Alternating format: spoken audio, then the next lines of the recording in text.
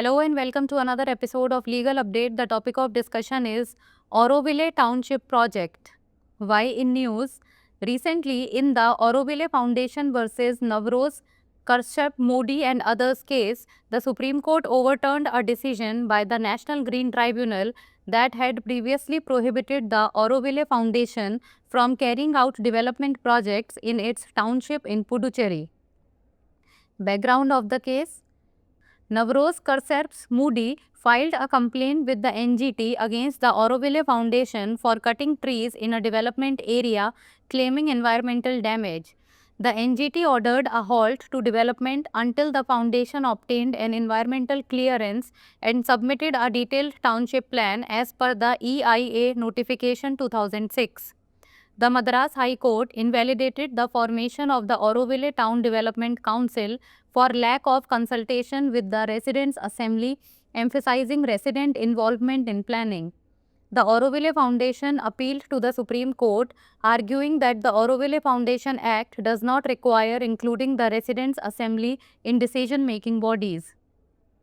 Court observation: the bench of Justices Bela M. Trivedi and Prasanna B. Varale overturned both the NGT's and the Madras High Court's orders, citing that the Auroville Foundation Act does not legally require the Residents' Assembly or individual residents to participate in committees or councils established by the Governing Council. The court emphasized the importance of balancing the right to development with the right to a clean environment, asserting that both are fundamental under Articles 14, 19 and 21 of the Constitution, necessitating sustainable development practices. The court deemed the NGT's earlier restrictions on the Auroville Foundation's development project as passed without jurisdiction and legally untenable, stating there was no breach of environmental laws to justify the NGT's actions. National Green Tribunal. It is a specialized body set up under the National Green Tribunal Act 2010 for effective and expeditious disposal of cases relating to environmental protection and conservation of forests and other natural resources. NGT is mandated to make disposal of applications or appeals finally within 6 months of filing of the same. Section 19 of the NGT Act 2010 gives power to NGT to regulate its own procedure. The tribunal has jurisdiction over all civil cases involving substantial question relating to environment, including enforcement of any legal right relating to environment. In October 2021, the Supreme Court declared the NGT's position as a unique forum endowed with suo motu powers to take up environmental issues across the country. Case law: N.G. Soman versus Bharat Petroleum Corporation Limited, Kochi and others, 2022. In this case, NGT implemented a 2 crore fine on Bharat Petroleum Corporation Limited, Kochi Refinery for unscientific green belt. Now it's time for the practice question. What is the mandated time frame for the NGT to dispose of applications or appeals? Within 3 months of filing, within 6 months of filing, within 12 months of filing, or within 1 month of filing? Send the answer of this question in the comment section. That's all for today. Thank you so much for watching. Auroville township परियोजना चर्चा में क्यों? हाल ही में Auroville foundation बनाम नवरोज केरसास मोदी एवं अन्य मामले में सर्वोच्च न्यायालय ने राष्ट्रीय हरित अधिकरण के उस निर्णय को पलट दिया जिसमें ऑरोविले फाउंडेशन को पुडुचेरी में अपने टाउनशिप में विकास परियोजनाएं चलाने से प्रतिबंधित कर दिया गया था। मामले की पृष्ठभूमि: नवरोज केरसास मोदी ने विकास क्षेत्र में पेड़ों को काटने के लिए ऑरोविले फाउंडेशन के खिलाफ एनजीटी में शिकायत दर्ज कराई तथा पर्यावरण को नुकसान पहुंचाने का दावा किया। एनजीटी ने तब तक विकास कार्य रोकने का आदेश दिया जब तक कि फाउंडेशन पर्यावरणीय मंजूरी प्राप्त नहीं कर लेता और EIA अधिसूचना 2006 के अनुसार विस्तृत टाउनशिप योजना प्रस्तुत नहीं कर देता।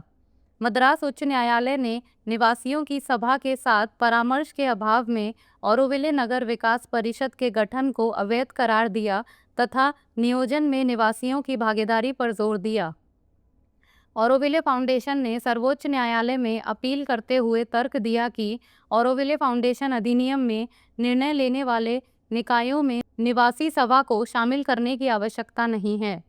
न्यायालय का अवलोकन: न्यायमूर्ति बेला एम त्रिवेदी और न्यायमूर्ति प्रसन्ना बी वराले की पीठ ने एनजीटी और मद्रास उच्च न्यायालय के दोनों आदेशों को यह कहते हुए रद्द कर दिया कि ऑरोविले फाउंडेशन अधिनियम में कानूनी तौर पर निवासी सभा या व्यक्तिगत निवासियों को गवर्निंग काउंसिल द्वारा स्थापित समितियों या परिषदों में भाग लेने की आवश्यकता नहीं है।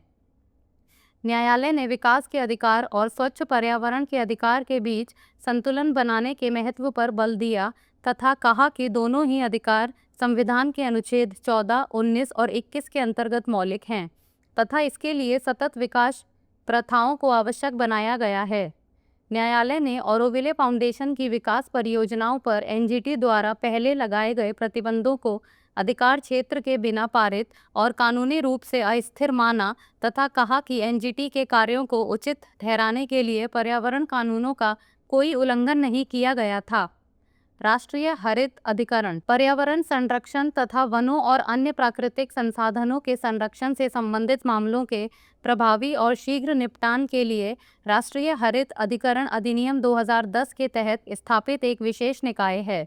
एनजीटी को आवेदनों या अपीलों का अंतिम रूप से निपटान दाखिल होने के 6 महीने के भीतर करना अनिवार्य है। एनजीटी अधिनियम 2010 की धारा 19 एनजीटी को अपनी प्रक्रिया को विनियमित करने की शक्ति देती है। न्यायाधिकरण के पास पर्यावरण से संबंधित महत्वपूर्ण मुद्दों, पर्यावरण से संबंधित किसी भी कानूनी अधिकार के प्रवर्तन सहित से जुड़े सभी सिविल मामलों पर अधिकार क्षेत्र है।